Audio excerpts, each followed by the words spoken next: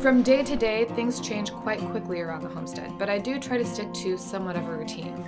This consists of eating a lot of fresh veggies out of the garden and taking Riley on her daily walk around the property.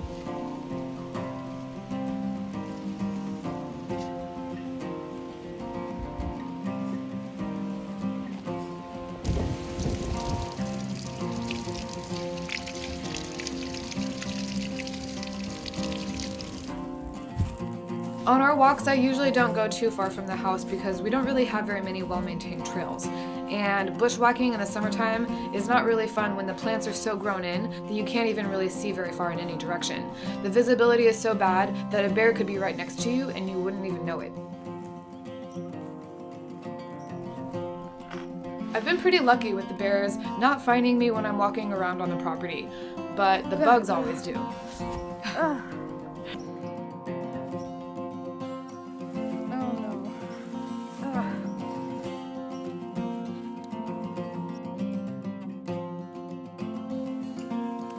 In this part of Alaska, there's a lot of really nice edible wild berries that thrive and do really well in this kind of climate.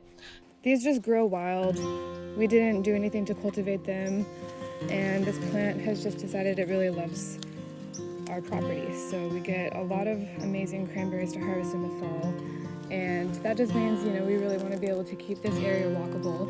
So we've got some maintenance work to do. We have a lot of cranberries on our property, and in the fall is when I harvest them, but they're beautiful throughout the summer as well with really big green leaves, and it's just nice to see how well they're doing on our land. And we also have a lot of red currants that grow in the area, and blueberries, and even wild strawberries.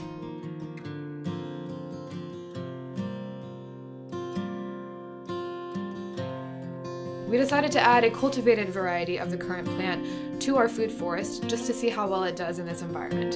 And this is the black currant. We've already seen that the red currant does well in this area because it just grows wild. And so that's why we feel pretty good about the black currant also doing well.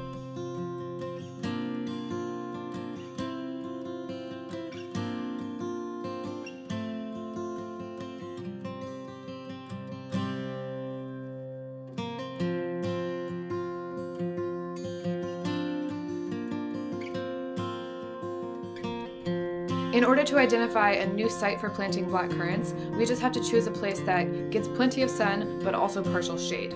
I was just kind of thinking maybe right here. It also needs to have plenty of access to lots of water because black currants like living in kind of a marshy, almost swampy environment.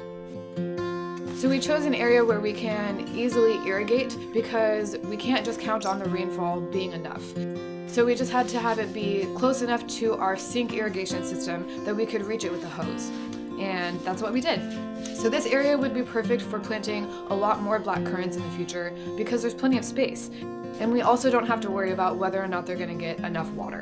And then we can just take that half-rotted already log and sticks and just pack them in the hole. And then put the currants in on top of that and then just layer over the compost on top of the roots. And it should probably be happy. As long as they're wet.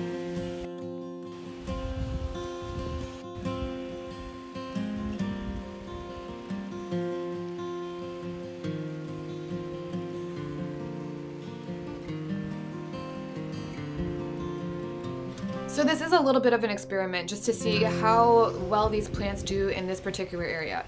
And by next season, we'll know if it's a good idea to plant a lot more in the same place.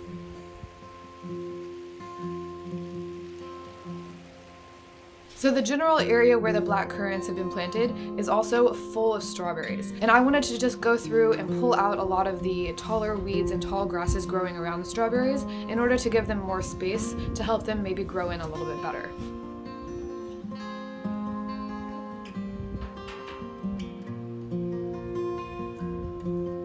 All these grasses and weeds growing around the strawberries makes a really great mulch for the compost. So I made sure to save this material so I could use it either for layering in the compost pile with all my kitchen scraps or just using as mulch on my raised beds.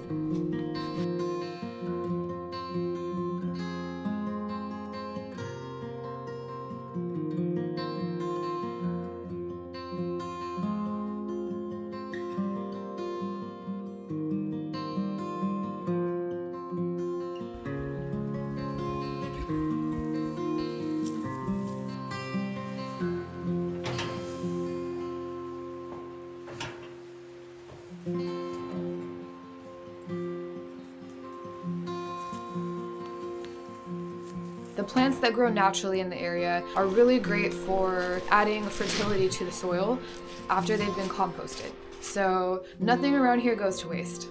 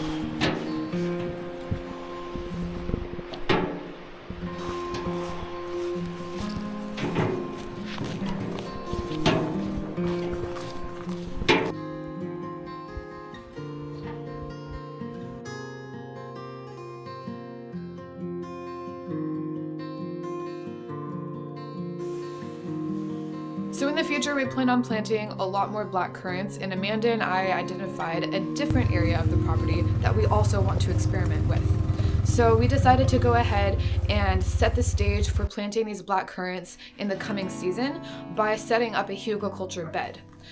Hugelkultur is really just a mound of rotting plant material. We decided to just use rotting logs that we found in the forest.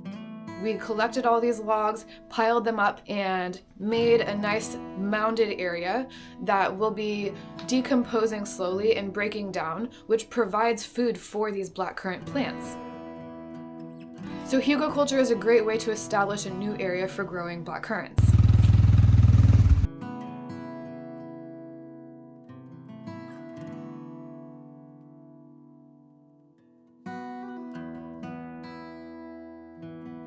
In the future, we plan on adding a lot more types of perennial varieties to our food forest. Once we have something in the ground, we can't really take it back. We can't just move it easily to a new area, so we really have to be confident in the decisions that we're making.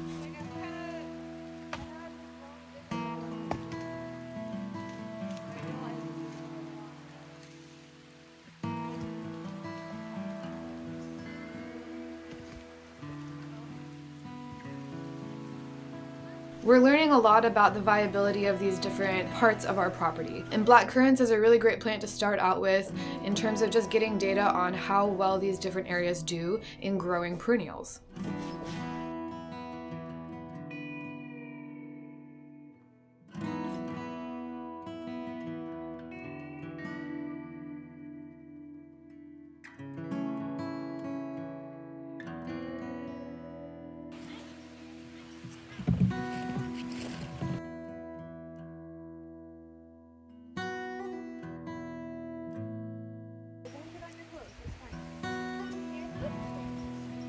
Thanks for tuning into our channel and subscribing. I really appreciate you guys following along on our stories of setting up Flagstop Farm and our first season in business. It's been really fun and it's been such a journey, and I'm just really excited to have you all along.